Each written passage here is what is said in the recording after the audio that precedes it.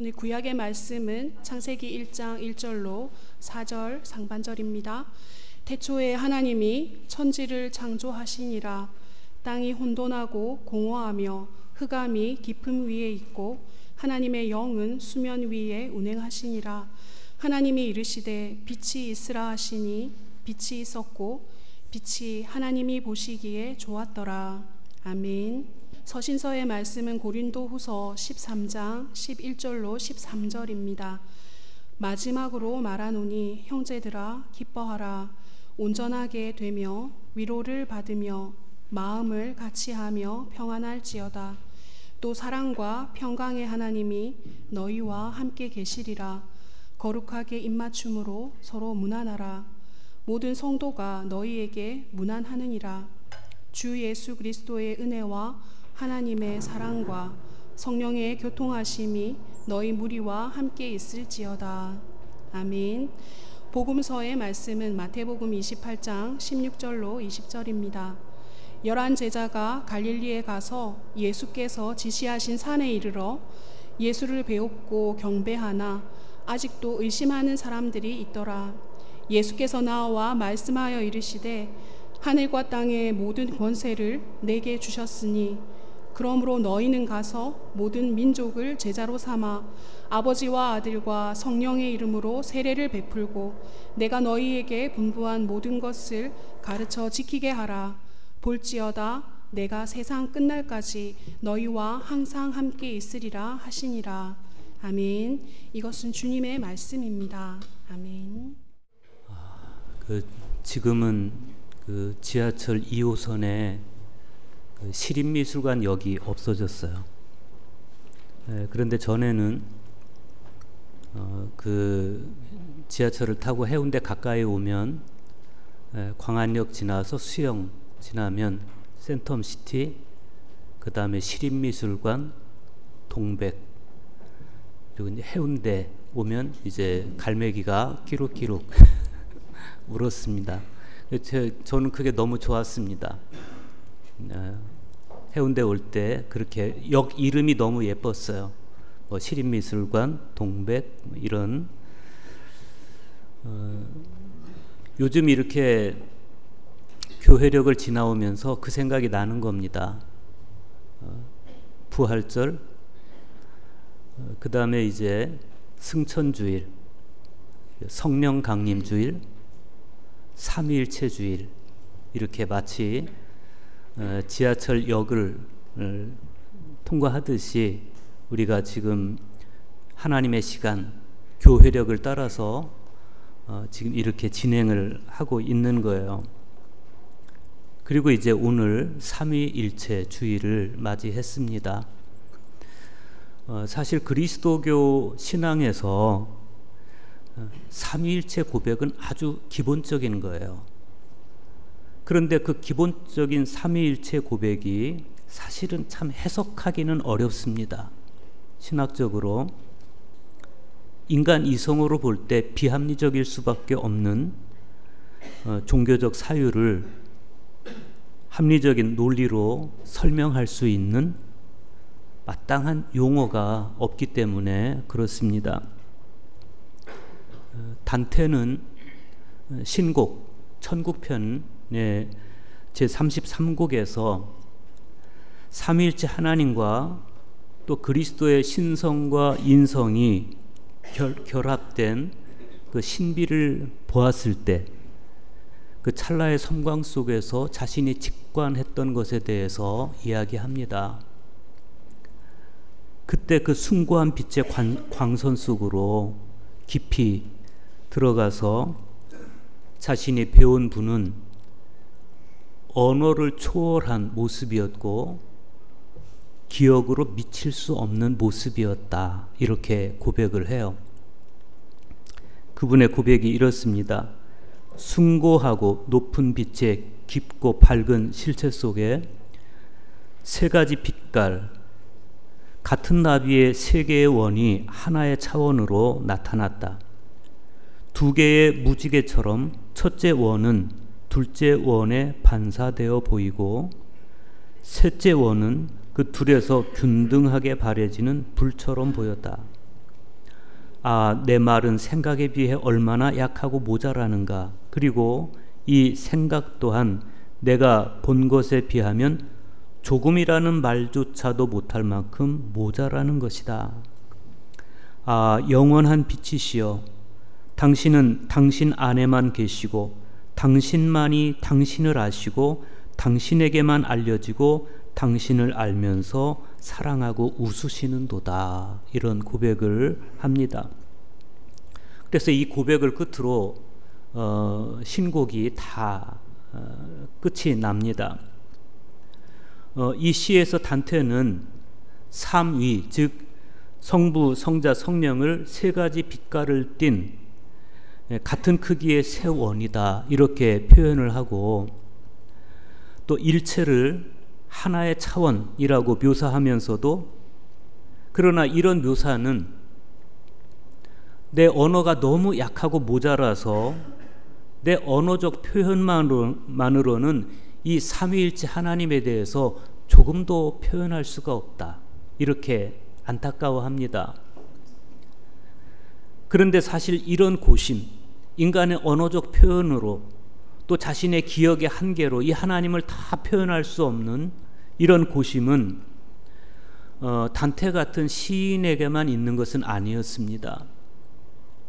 성삼위 하나님을 각각의 객체로 형상화해서 그림으로 그려야 되는 화가들에게는 그런 고민이 더 깊을 수밖에 없었습니다.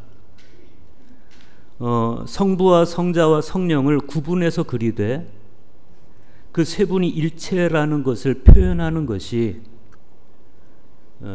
화폭에 옮기는 것으로는 불가능하기 때문에 그렇습니다. 그런 문제를 고심했던 대표적인 화가가 단테보다 100년 후에 활동했던 러시아의 성화 이콘 작가인 안드레이 류블료프입니다. 안드레이 류블료프가 1425년에 완성한 성화가 삼위일체예요. 여러분이 보고 계시는 이 성화를 보면 성부, 성자, 성령이 날개를 가진 세 존재로 형상화되고 있습니다. 식탁을 가운데 두고 중앙에 갈색 옷에 그 성자가 앉아 계시고, 왼쪽으로는 붉은 겉옷을 걸치고 있는 성부 하나님이 앉아 계시고, 오른쪽으로는 성령께서 무릎을 마주하고 앉아 계십니다. 그리고 그 세 분의 틈에 있는 탁자의 모습을 자세히 보면 잔의 모습을 하고 있어요. 성자가 식탁 위에 두 손가락을 펼쳐 보이는 것은 성자의 신성과 인성을 나타내고, 성자 쪽을 향해 있는 성부의 손 모양은 성자를 격려하고 축복하는 것을 표현하고 있습니다. 그리고 식탁 전면 중앙에 단 사각형 통로를 가리키는 성령의 손은 천국으로 가는 좁은 길을 의미한다. 이것이 학자들의 해석이에요. 그런데 여기서 우리가 주목해 보게 되는 것은 이 성화에 그려진 삼위가 나이가 몇인지 또 남성인지 여성인지 알아볼 수 없을 정도로 동일한 젊은이의 모습을 하고 있다는 겁니다.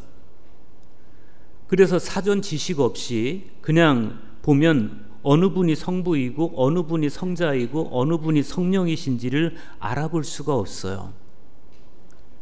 그것은 이 류블료프가 성부, 성자, 성령을 어쩔 수 없이 세 개체로 나누어서 형상화할 수밖에 없는 회화적 한계를 극복하고 성삼위 하나님의 동등성과 통일성을 강조하기 위해서 오랜 고심 끝에 취한 조치였다, 이렇게 할 수 있겠습니다. 이렇게 성부, 성자, 성령 하나님이 세 분이면서 한 분이시고 한 분이면서 세 분이심을 표현하는 문제든 문학으로든 혹은 미술로든 정말 고심할 수밖에 없는 신비의 영역 속에 있었습니다. 니케아 신조라든지 니케아 콘스탄티노플 신경이라든지 그런 신조와 신경의 기반이 된 아타나시우스의 삼위일체 신학의 약점도 그런 거예요. 삼위가 가진 다양성과 일체가 가진 통일성을 설명해 줄 마땅한 용어를 찾기가 쉽지 않은 겁니다. 그나마 가파도키아의 교부인 바실리우스께서 이 삼위일체를 세 실체 한 본질 이렇게 표현한 것이 가장 탁월한 고백으로 여겨지고 있습니다. 그런데 사실 삼위일체 하나님을 가장 알기 쉽게 우리에게 계시해 주신 분은 바로 성자 예수님이셨습니다. 예수님께서 요한복음 14장 11절에서 이렇게 말씀하세요. 내가 아버지 안에 거하고 아버지께서 내 안에 계심을 믿으라.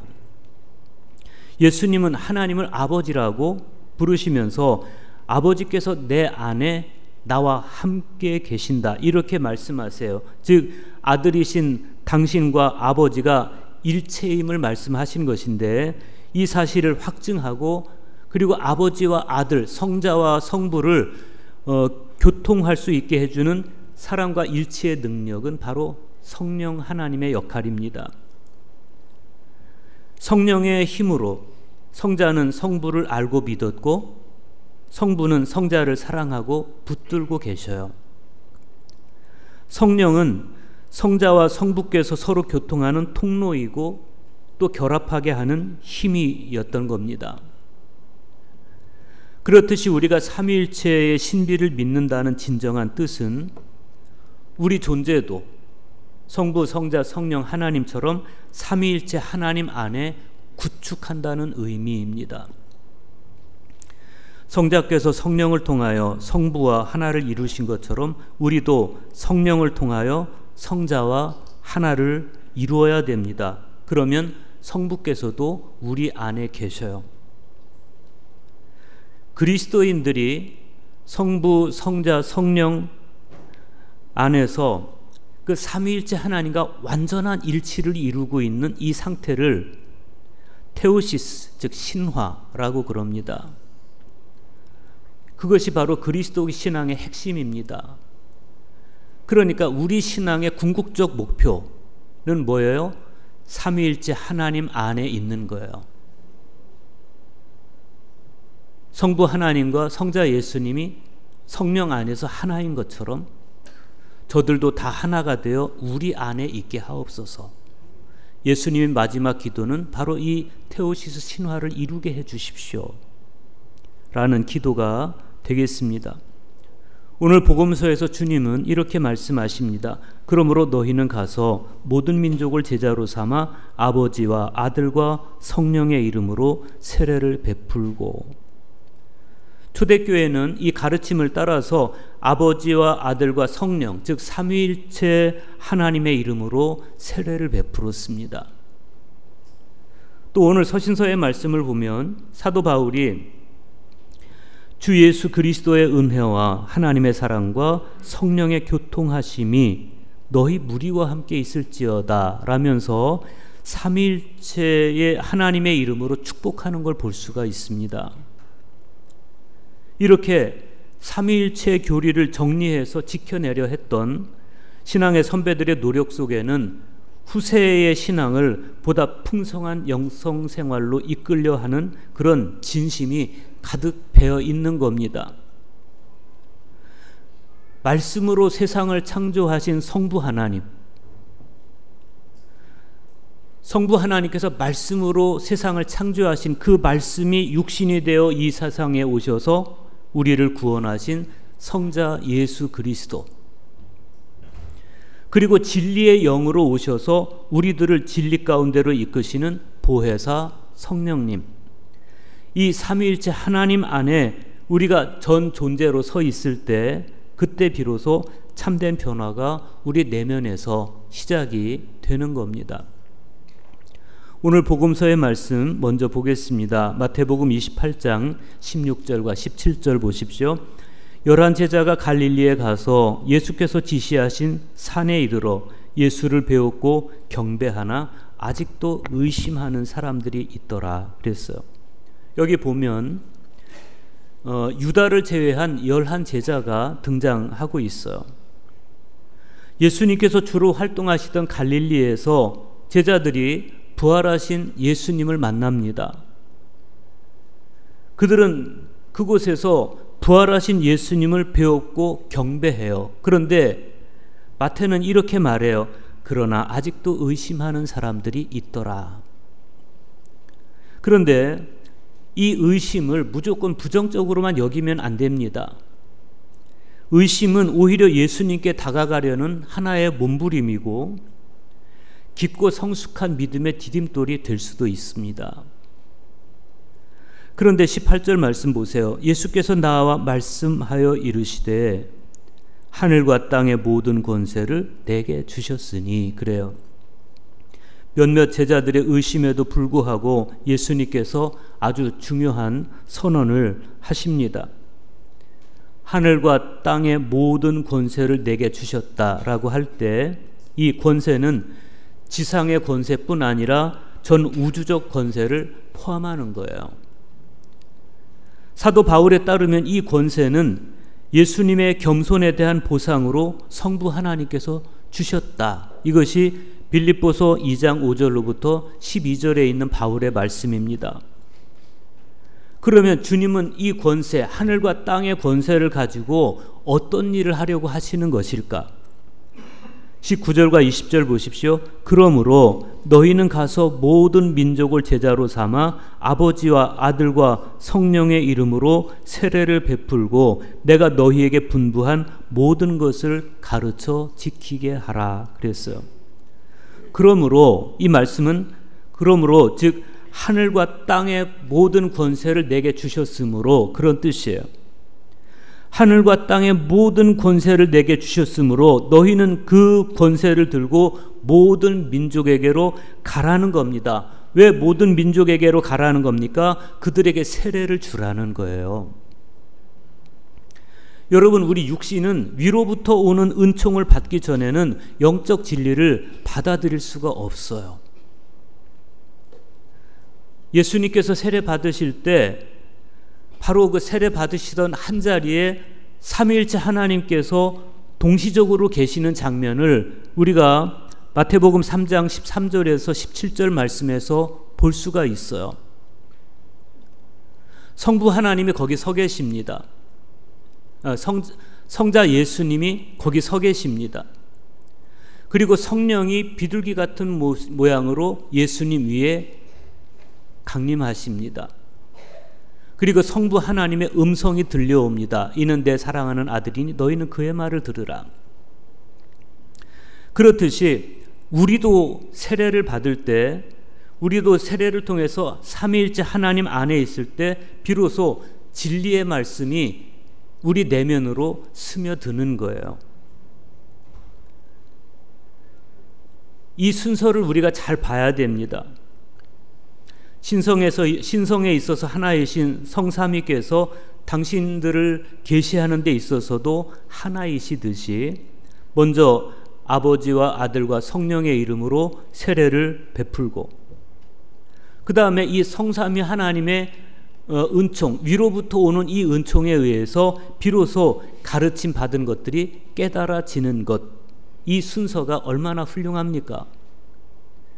그래서 우리가 가르침을 진정으로 이해하고 그 가르침을 내면화하고 가르침을 실천하면서 살아갈 수 있으려면 먼저 아버지와 아들과 성령의 은총 안에 있어야 된다는 거예요.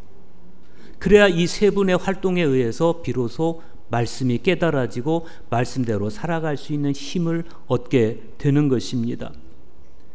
뿐만 아니라 예수님의 이 말씀 안에는 우리로 하여금 삼위일체 하나님 밖을 배회하지 말고 아버지와 아들과 성령 안에서 주님의 가르침을 따라 행동하라, 이런 당부도 담겨 있어요. 우리 모든 그리스도인은 삼위일체 하나님 안에 견고하게 머물러 있을 때만이 아버지와 아들과 성령의 은혜를 현실로 경험할 수 있는 겁니다. 오늘 서신서의 말씀은 사도 바울이 고린도 교회에 작별 인사를 하는 장면입니다. 고린도후서 13장 11절 보십시오.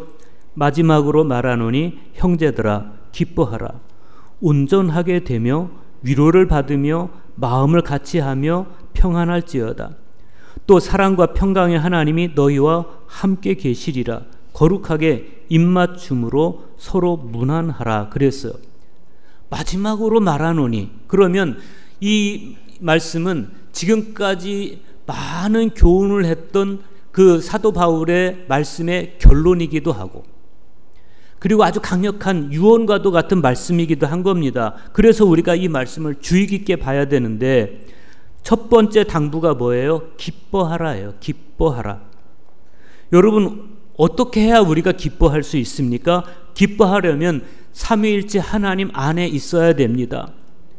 두 번째 당부는 온전하게 되라입니다. 온전하게 되려면 삼위일체 하나님 안에 있어야 됩니다. 세 번째 당부는 위로를 받으라입니다. 위로를 받으려면 삼위일체 하나님 안에 있어야 됩니다. 네 번째 당부는 마음을 같이 하라입니다. 예수님은 요한복음 17장 21절에서도 우리가 마음을 같이 해서 하나가 되도록 성부와 성자 안에, 또 성부께서 성자 안에, 그리고 성자께서 성부 안에 있는 것 같이 저들도 하나가 되어서 성부와 성자 안에 있게 해달라고 기도하는 걸 우리가 본 적이 있어요. 다섯 번째 당부는 평안하라입니다. 아버지와 아들과 성령, 즉 삼위일체의 은혜 안에서만 우리는 진정한 평안을 누릴 수 있습니다. 여섯째 당부는 거룩한 교제를 가지라입니다. 그리스도인들의 거룩한 교제가 이루어지려면 역시 삼위일체 하나님 안에 있어야 됩니다. 바울이 이걸 너무 잘 알고 있었기 때문에 이렇게 마지막 인사를 하는 거예요. 주 예수 그리스도의 은혜와 하나님의 사랑과 성령의 교통하심이 너희 무리와 함께 있을지어다. 왜 이렇게 인사합니까?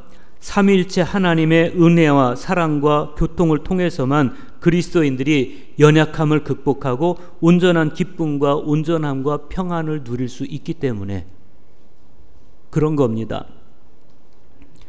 바울에게 정말 중요했던 것은 삼위일체 하나님에 대한 교리나 어떤 신학적인 정의나 그런 게 아니었습니다. 바울이 정말 중요하게 생각하게 했던 것은 삼위일체 하나님 안에 충만한 은혜와 사랑과 교통을 누리는 거였어요. 오늘 저와 여러분도 마찬가지입니다. 삼위일체 하나님의 은총을 체험하는 것은 신학적인 이해와 별로 관련이 없어요. 매일 말씀을 묵상하고 기도에 전념하는 생활, 즉 그리스도인으로서 우리의 삶 자체가 이미 삼위일체의 신비 안에서 이루어지고 있기 때문에 꼭 삼위일체 하나님에 대해서 우리가 교리적으로 지식적으로 알아야만 우리 신앙의 깊이가 더해지거나 구원을 받는 건 아니에요. 사실 삼위일체 논쟁 당시의 신학자들은 거의 같은 고백을 하고 있으면서도 단지 용어 때문에 서로 대립하기도 했고, 심지어 이 삼위일체를 표현하는 용어의 차이 때문에 서로를 이단으로 몰아가는 일도 비일비재했습니다. 그 대표적인 예가 삼위일체 하나님을 동일 본질이라고 표현했던 아타나시우스와 유사 본질이라고 표현했던 바실레우스의 갈등이었습니다. 그런데 그 갈등 끝에 아타나시우스가 아주 유명한 고백을 남깁니다. 이런 거예요. 니케아에서 정의된 모든 신조를 인정하면서도 오직 동일 본질이라는 용어만 거부하는 자들을 적처럼 대해서는 안 된다. 우리와 같은 고백을 가지고 있지만 용어를 두고 논쟁하는 이들을 형제를 대하듯 대화해야 한다. 왜냐하면 아들이 다른 위격이 아니라 아버지의 본질로부터 존재하고 그분이 피조물이나 지어진 것이 아니라 참된 본성으로부터 나신 자이며 그분이 말씀과 지혜로 아버지와 영원히 함께 있다고 고백하는 자들은 동일 본질이라는 용어를 받아들이는 것에서 멀지 않기 때문이다. 세 분이 한 분이라는 교리나 지식을 이해하기 위해서 굳이 어려운 신학 이론을 공부할 필요가 없다는 것을 여기서 알 수가 있습니다. 다만 사도 바울이 고린도 교회에 보내는 마지막 편지에서 자신도 모르는 사이에 삼위일체 하나님을 고백하고 있듯이 우리도 내가 의식하고 있던 의식하지 못하고 있던 이미 삼위일체 하나님의 그 사랑의 신비 안에서 우리는 기쁨과 위로와 온전함을 얻고 있는 겁니다. 우리가 삼위일체 하나님을 믿는다는 진정한 뜻은 내 전 존재가 삼위일체 하나님 안에 있다는 뜻이에요. 성자께서 성령을 통하여 성부와 하나를 이루신 것처럼 우리도 성령을 통해서 성자 예수님과 하나를 이룰 때 자연스럽게 성부 안에도 있게 되는 거예요. 테오시스의 신비가 우리 안에 이루어지는 겁니다. 오늘 구약의 말씀도 그렇습니다. 창세기 1장 1절과 2절 상반절 보십시오. 태초에 하나님이 천지를 창조하시니라. 땅이 혼돈하고 공허하며 흑암이 깊음 위에 있고 그랬어요. 천지가 창조되기 전에 땅이 어떤 상태에 있었습니까? 혼돈과 공허와 흑암의 지배를 받고 있었습니다. 창세기의 말씀이 여기서 끝나버리면 우리는 절망할 수밖에 없습니다. 그런데 이 태초의 장면은 우리에게 절망만을 보여주고 있지 않습니다. 계속되는 말씀을 읽어보면 오히려 우리에게 희망의 소식을 전해주고 있어요. 2절 하반절에서 4절 보십시오. 하나님의 영은 수면 위에 운행하시니라. 하나님이 이르시되 빛이 있으라 하시니 빛이 있었고 빛이 하나님 보시기에 좋았더라 그랬어요.